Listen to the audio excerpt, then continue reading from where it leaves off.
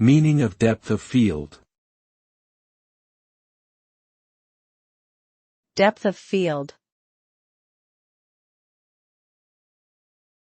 Depth of field. Depth of field. Depth of field. Depth of field refers to the range of distance in a photograph where objects appear acceptably sharp.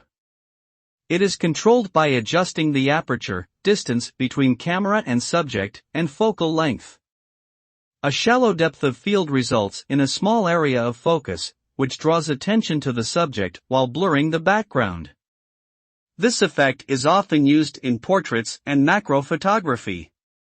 Conversely, a deep depth of field brings the foreground and background into focus, suitable for landscapes or architectural photography. The degree of control over depth of field can greatly impact the aesthetic quality and storytelling of an image.